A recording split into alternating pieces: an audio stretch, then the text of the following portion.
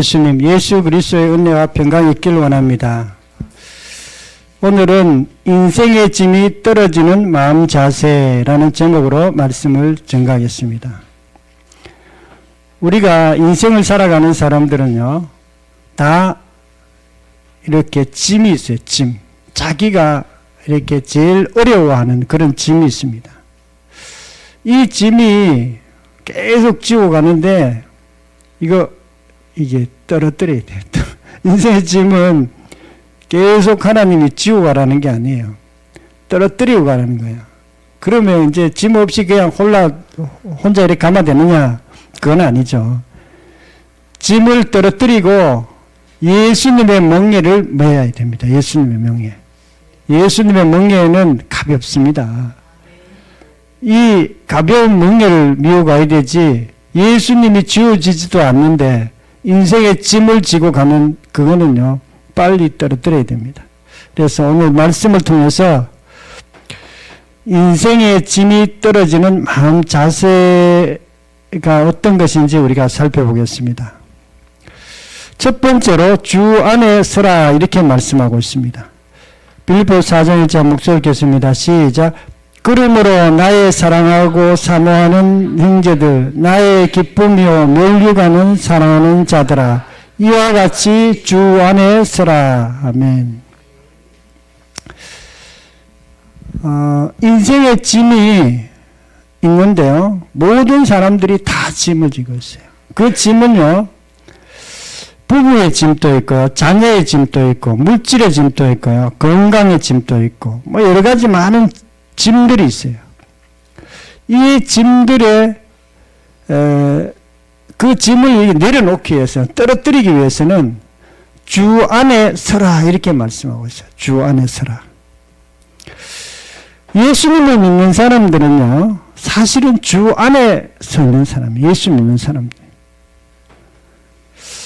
예수 믿는 게 뭔가, 대부분의 사람들 예수 믿는 거는 그냥 교회에 나오는 거로 생각합니다. 교회에 나오면서 주 안에 안 서 있는 사람들이 많습니다. 주 안에 서 있다는 것은 주님이 내 마음 중심에 계시다 이런 뜻이에요. 내 마음 중심에, 내 마음의 가장 소중한 분으로 계시다. 내 인생의 주인으로 계시다 이런 뜻이에요. 인생의 짐을 떨어뜨리는 마음 자세는 주 안에 서야 합니다. 우리가 예수님을 주인으로 믿는 것은요, 부활하신 예수님을 믿을 때 예수님을 하나님으로 믿고 주인으로 우리가 믿을 수 있습니다. 그런데 교회 다니는 사람들이 다 예수님을 주인으로 믿지는 않아요.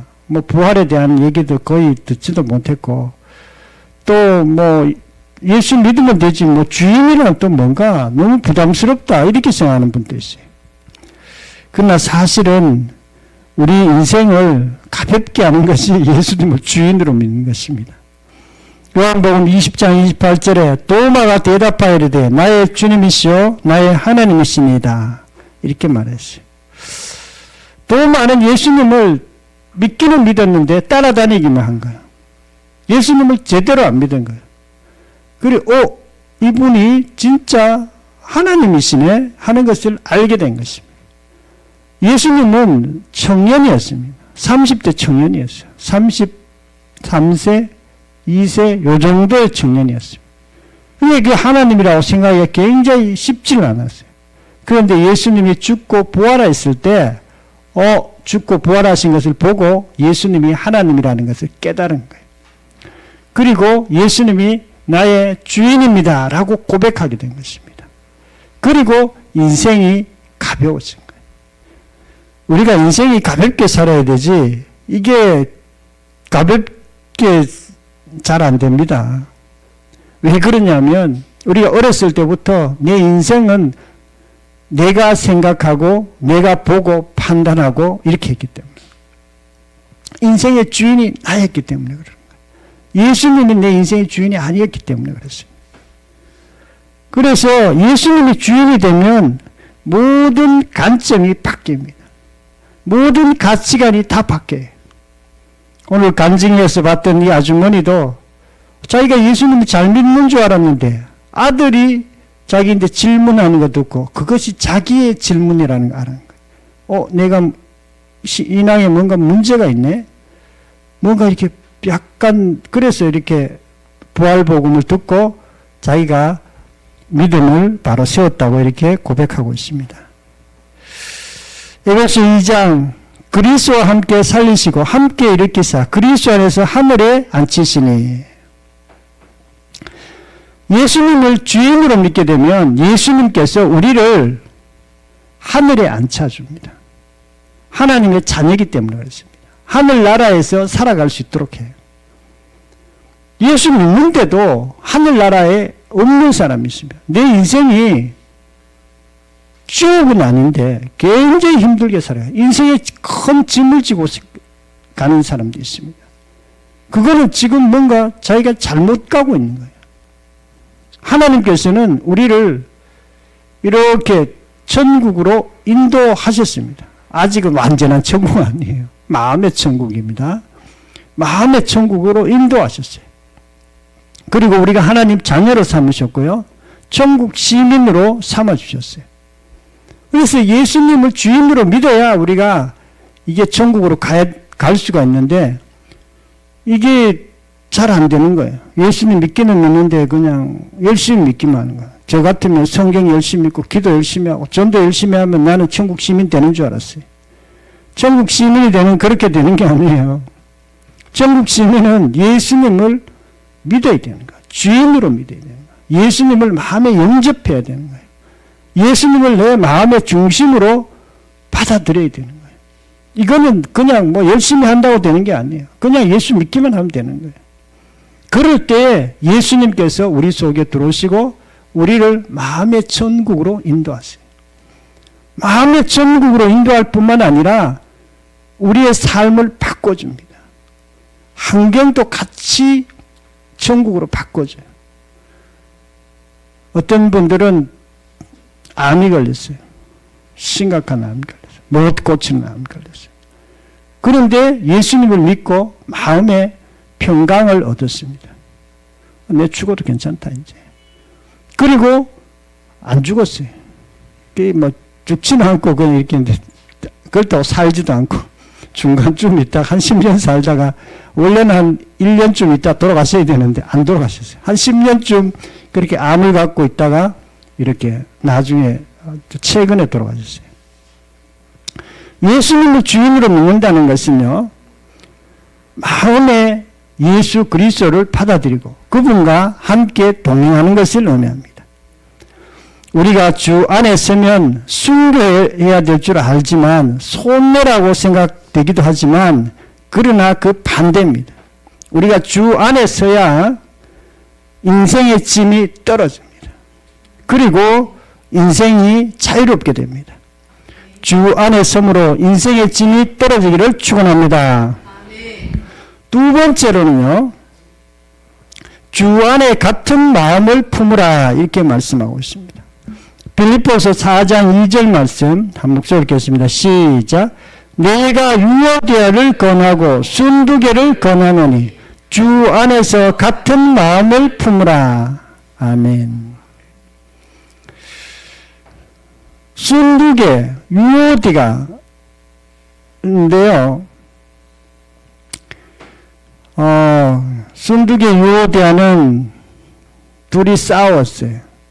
교회 열심히 다니는데 서로 싸우고 대인관계가 안 좋았습니다. 그러니까 그 교회가 심각한 문제가 있는 거예요. 이거는 빌립보 교회나 그렇지 않습니다. 한국 교회도 마찬가지예요. 교회 다니는데 더 싸우는 거예요. 서로 그것도 교회 열심히 있는 분들인데 두 분 다. 그런데 싸우는 거예요. 그런데 사도 바울이 이렇게 권면했습니다. 주 안에서 같은 마음을 품으라. 주 안에 싸우지 말라는 거예요. 이게 안 싸우는 게 됩니까? 쉽게 안 됩니다. 안 싸우는 게 왜 안 되느냐면요, 내 생각하고 상대방 생각하고 다르기 때문에 그렇습니다. 나도 성질 있고 상대방도 고집 있고 이렇게 둘이 계속 싸우는 거예요. 그런데 바울이 그렇게 하지 말라는 거예요. 너희들이 주 안에서 같은 마음을 품으라. 서로 싸우지 말라는 거예요. 우리가 전 세계에 둬서 미국, 이란 지금 전쟁 가운데 있습니다. 국가만 전쟁이 있는 게 아니라 또 가정에서도 전쟁이 끊임없이 있어요. 가정에도 계속 부부간에 싸웁니다. 그리고 직장에서도 계속 싸움이 있습니다. 그 싸움 때문에 인생이 굉장히 힘들게 살아가고 있어요. 왜 그러냐면 서로 간의 관점이 다르기 때문에. 서로 의견이 달라요. 나는 아닌 것 같은데 이 사람이 자꾸 이렇게 하라고 그러고, 상대방은 또 자기 일 마음에 안 들고, 자기 일은 상대방 마음에 안 들고, 이렇게 싸우는 거예요.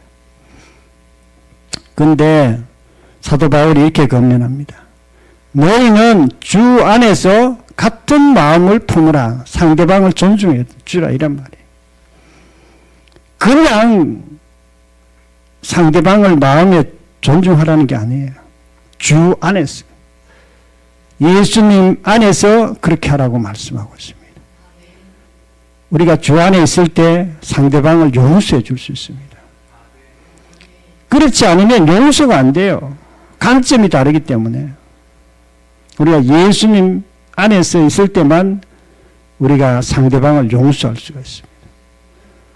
예수님이 십자가에 있을 때 어떤 군병들이 막 자기를 찌르고 채찍치고 이럴 때 저들이 알지 못하오니 저들을 용서하여 주옵소서, 이렇게 얘기했어요.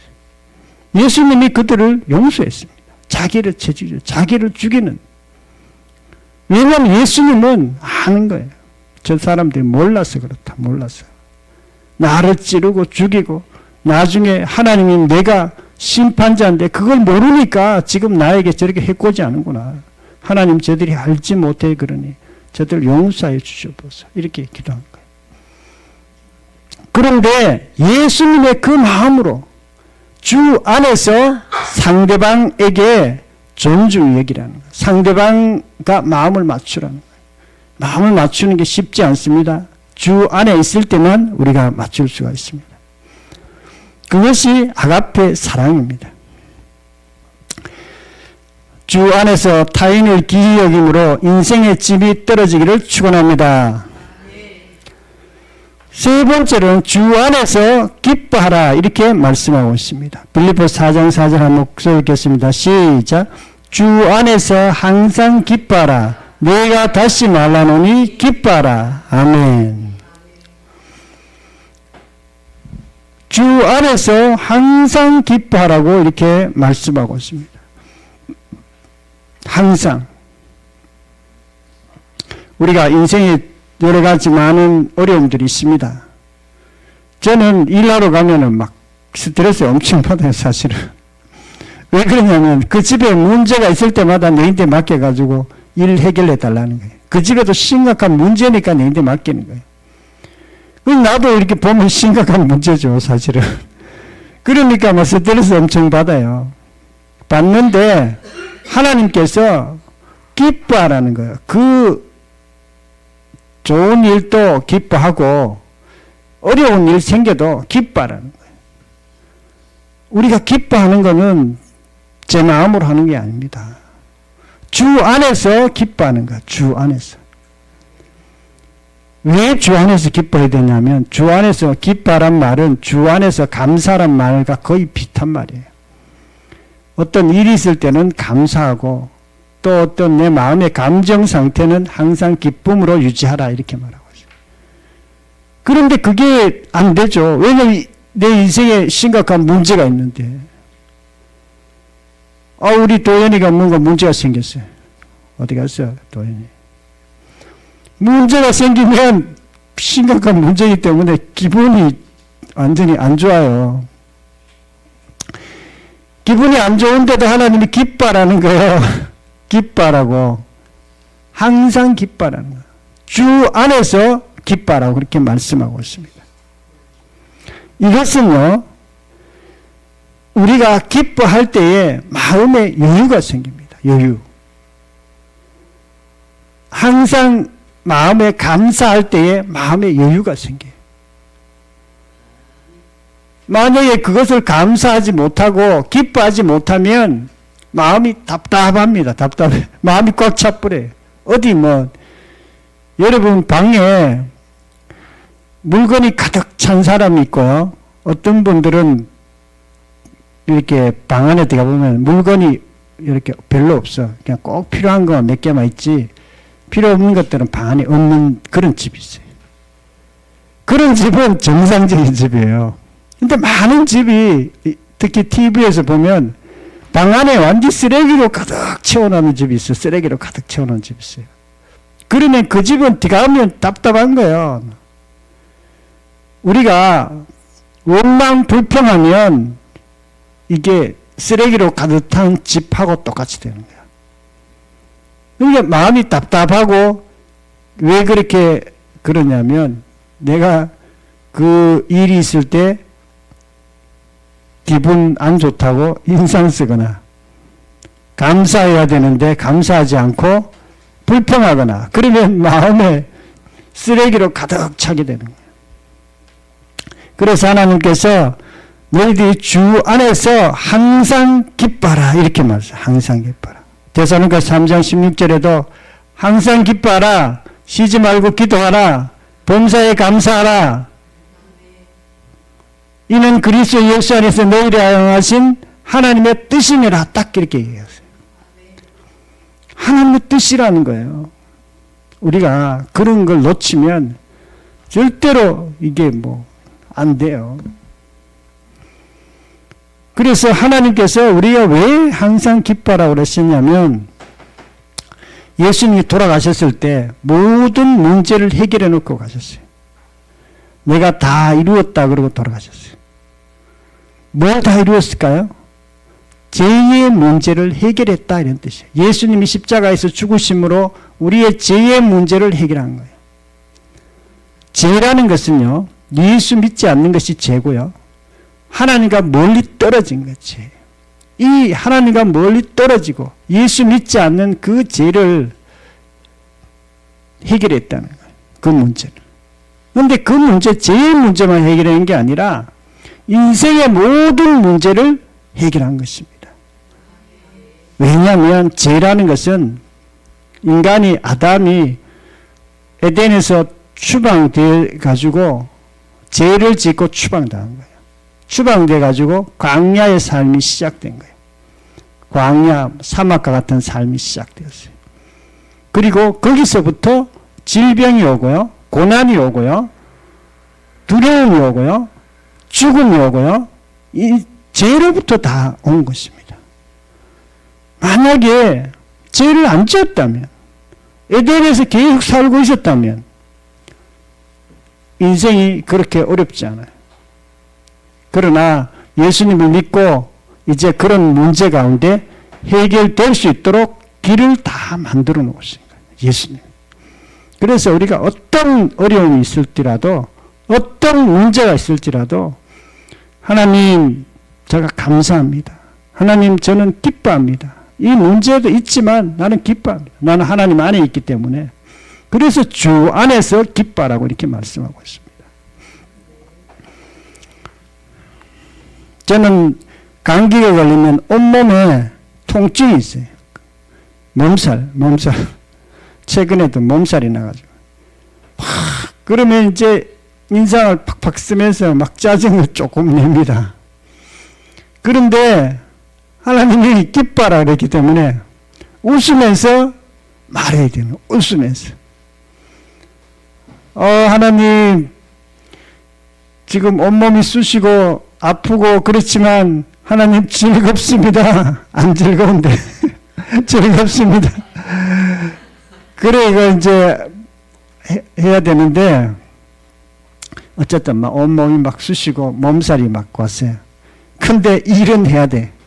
왜 그러냐면 일하다가 뭐 안 할 수가 없어. 우리는 일 한번 맡으면 끝까지 해줘야 되는 게 책임이기 때문에 다 해줘야 됩니다. 그래가지고 일 다 하고 나면은 온몸이 쑤셔. 그래도 감사합니다. 그러면 이게 통증이 조금 적어져요. 기뻐하면 통증이 적어지고 아유 왜 이렇게 온몸이 쑤시냐 그러고 막 부자씨에게 짜증내고 이러면은 몸이 더 아파. 이상하게 피가 안 통하고 온몸이 막 더 아픈 거예요. 더 아프면 막 두들겨 패는 것 같아요. 우리 인생도 마찬가지예요. 감사하면은요, 똑같은 환경이라도 뭔가 그 문제들이 조금씩 작아집니다. 그런데 불평하기 시작하면요, 짜증내기 시작하면 문제가 더 심각해져요. 그래서 하나님이 너희들이 하나님이 항상 기뻐하는 것이 하나님의 뜻이라고 얘기하는 거예요. 우리가 뭐 기뻐하고 싶어 기뻐하겠으면 좀 안 좋지만 그래도 기뻐해야 그게 조금씩 작아집니다. 그리고 그것들을 풀 수 있는 어떤 해결책도 생겨요. 감사하면은요, 해결책이 생깁니다. 그래서 우리가 이제 늘 감사해야 되는데 주 안에서 항상 기뻐하고 감사함으로 인생의 짐이 떨어지기를 축원합니다. 네 번째로 감사함으로 아뢰라 이렇게 말씀하고 있습니다. 빌립보서 4장 6절 한 목소리 읽겠습니다. 시작. 아무것도 염려하지 말고 오직 모든 일에 기도와 간구로 너희 구할 것을 감사함으로 하나님께 아뢰라. 아멘. 감사함으로 하나님께 아뢰라. 기도하라는 뜻이에요. 기도하고 반대가 뭐냐면 염려하는 거예요. 염려. 마음에 큰일 났네 이거. 문제가 생겼네. 이게 기도하고 반대. 기도는요, 감사함으로 기도해야 돼. 감사함으로 기도하는 다른 말로 얘기하면 주 안에서 기도하라 이런 뜻이에요. 주 안에서. 주 안에서 기뻐하라 그런 것도 있지만 주 안에서 감사하라는 것도 있잖아요. 이거는 주 안에서 기도하라는 그런 뜻입니다. 감사함으로 기도하라. 우리가 문제가 있을 때 하나님 이 문제 정말 감사합니다. 그러면 하나님께 제가 기도합니다. 감사하면 사실 기도하면 안 되거든요. 왜냐하면 내 몸이 지금 온몸이 감기가 걸렸는데 하나님 감사합니다. 이렇게 기도가 잘 됩니까?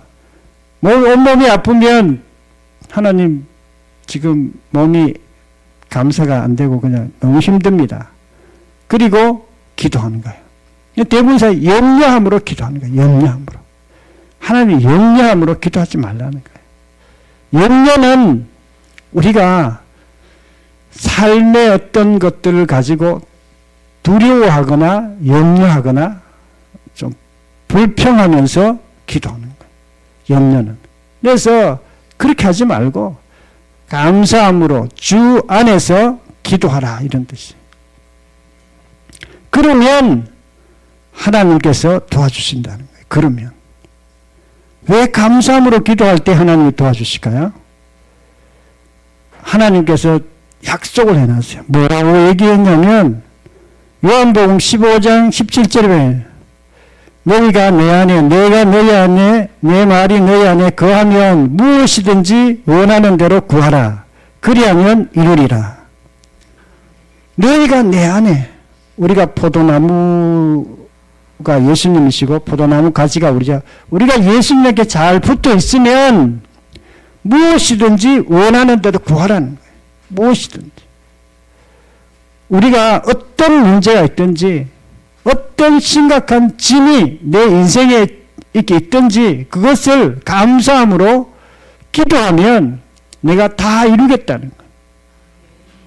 하나님께 다 이루어 주십니다. 그래서 우리가 기도할 때에 평상시에 감사도 이렇게 열심히 해야 되고요.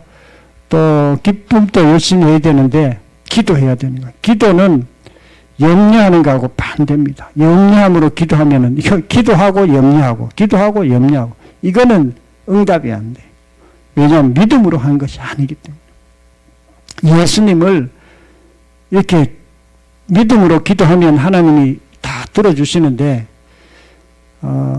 정말 저는 뭐 기도 수백 가지 기도 응답 받았어요. 수백 가지도 넘어 수천 가지도 넘습니다. 그 기도 이렇게 하면 하나님께서 기도 응답되는 것들은 특징이 있습니다.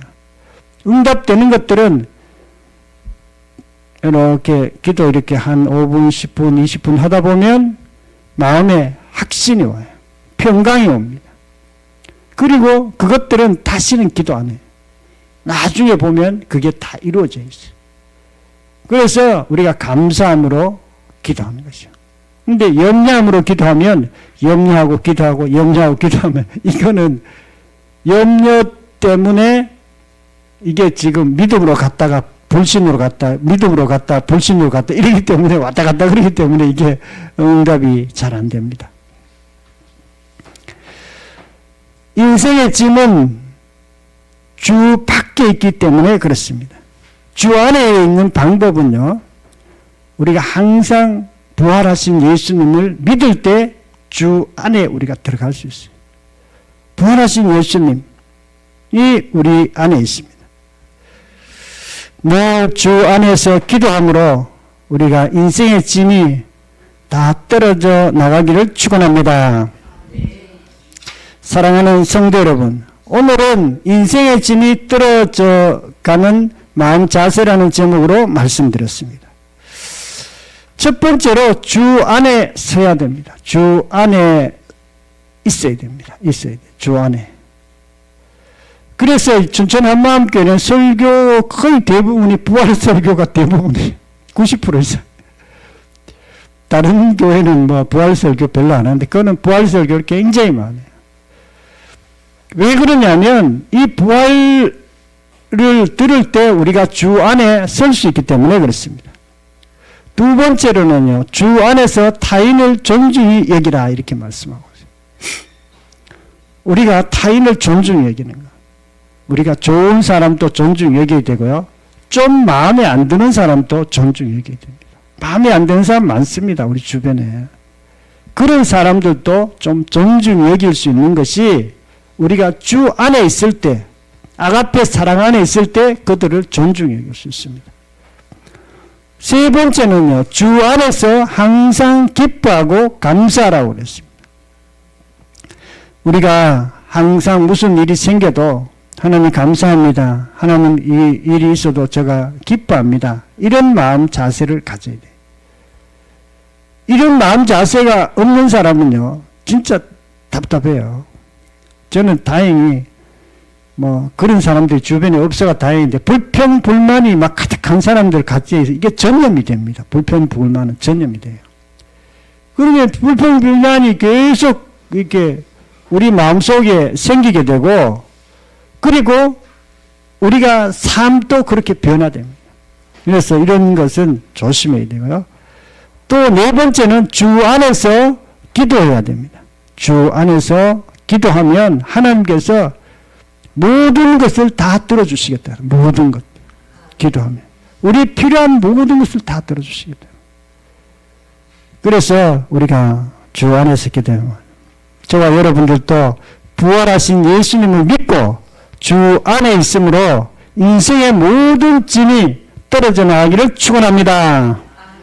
통성으로 기도드리겠습니다. 말씀을 생각하면서 통성으로 기도드리겠습니다.